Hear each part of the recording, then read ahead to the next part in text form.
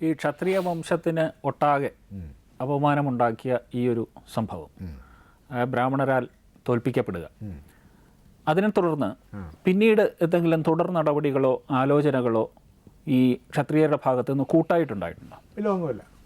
ആ സമയത്തുണ്ടായ യുദ്ധം മാത്രമേ ഉള്ളൂ. യുദ്ധത്തിൽ ജയിച്ചിരുന്നെങ്കിൽ പ്രശ്നം ഉണ്ടാകുമായിരുന്നു. യുദ്ധത്തിൽ ജയിച്ചില്ലല്ലോ. അപ്പോൾ തോറ്റപ്പോൾ ഒരു കാരണം കണ്ടുപിടിച്ചു.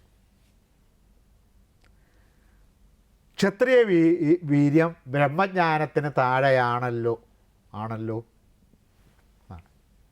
ഈ തോൽക്കുമ്പോൾ ആ തോറ്റതിന് ന്യായങ്ങളുണ്ടാകും. ഇത്ര ശതമാനം വോട്ടേ ഞങ്ങൾക്ക് കുറഞ്ഞിട്ടുള്ളൂ. ഭരണം പോയി കഴിയുമ്പോൾ ഞങ്ങൾക്ക് 1/4% വോട്ടേ കുറഞ്ഞുള്ളൂ. ജനങ്ങൾക്ക് ഞങ്ങളോടുള്ള തൃപ്തി കുറഞ്ഞിട്ടില്ല. 1/4% വോട്ട് കുറഞ്ഞു എന്ന് പറഞ്ഞ് കണ്ണീര് അന്യോന്യം തിരിഞ്ഞിരുന്ന് നേതാക്കന്മാർ തമ്മിൽ, മുന്നണി നേതാക്കന്മാർ അന്യോന്യം തിരിഞ്ഞിരുന്ന് കണ്ണീര് കൊടുക്കുന്ന ഒരേർപ്പാടുണ്ട്, കണക്ക് കൊണ്ടുള്ള കളി. ഭരണം പോവുകയും ചെയ്തു.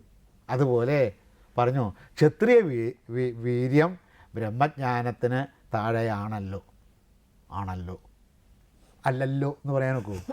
ആണല്ലോ തന്നെയാണത് എന്ന് പറഞ്ഞ് എല്ലാവരും കൂടി തോറ്റോടി അങ്ങ് പോയി. അപ്പോൾ തോറ്റവന് പറയാൻ കണ്ട ന്യായമാണ്. എന്ത് സംഭവിച്ചാലും അതിനൊരു ന്യായം പറയാൻ ആ തോറ്റവർക്കും ആ അപകടം പറ്റിയവർക്കും ഒക്കെ ഉണ്ടാവും. അങ്ങനെ ഒന്ന് പറഞ്ഞുകൊണ്ട് ഇവരെല്ലാവരും പിരിഞ്ഞുപോയി. പിന്നീട് എന്താണ് അതിന് തുടർ നടപടികൾ ഉണ്ടാവാഞ്ഞത് പാണ്ഡവന്മാരാണെന്ന് മനസ്സിലായി. അപ്പോൾ ക്ഷത്രിയന്മാരാണ് ഇതൊക്കെ ചെയ്തിരിക്കുന്നത്. പക്ഷെ ഇതിനിടയ്ക്ക് ബ്രാഹ്മണർ യുദ്ധത്തിന് തയ്യാറായി വന്നു എന്നുള്ളതാണ് അതിനകത്തെ കൗതുകകരമായ ഒരു സംഗതി. കിണ്ടിക്കും മറ്റും അടിക്കാൻ അവരുടെ കയ്യിൽ അതല്ലേ ആയുധമുള്ളൂ. അപ്പം അതുകൊണ്ട് അത് കണ്ട് ചിരിച്ചിട്ട് അർജുനൻ പറഞ്ഞു, വേണ്ട, അത് ഞാൻ നോക്കിക്കോളാം, എന്തെങ്കിലും പ്രശ്നം വന്നാൽ നിങ്ങൾ വന്നാൽ മതി, അപ്പോൾ വിളിക്കാം എന്ന് പറഞ്ഞു. അങ്ങനെ അടങ്ങി നിന്നത് കണ്ടു. എന്നാൽ അടിക്കാൻ തയ്യാറായി എന്നുള്ളത് നാം ശ്രദ്ധിക്കേണ്ടുന്നൊരു സംഗതിയാണ്. ഇത് വർണ്ണിക്കുന്നത് ബ്രാഹ്മണനാണേ. ഒരുപക്ഷെ ആദ്യത്തെ സാമുദായിക ലഹളയായിരിക്കും. പക്ഷേ ഈ വേഷപ്രച്ഛന്നരായി വന്ന് ഒരു സ്വയംവരത്തിൽ പങ്കെടുത്ത് കന്യകയെ സ്വന്താക്കുന്നതിൽ ഒരു കപടതയില്ലേ? അവരുടെ സ്വത്വം മറച്ചു വെച്ചുകൊണ്ട്. എന്താ കപടതയുള്ളൂ? അല്ലെങ്കിൽ പിടിച്ച് വേറെ യുദ്ധം ഉണ്ടാകും. എന്തായാലും വേഷം മാറി നടക്കാനൊക്കെ ഉള്ളൂ. വേഷം മാറി നടന്നിട്ടല്ലേ പല പണ്ട് രാജാക്കന്മാർ പിടിച്ചിരുന്നത്.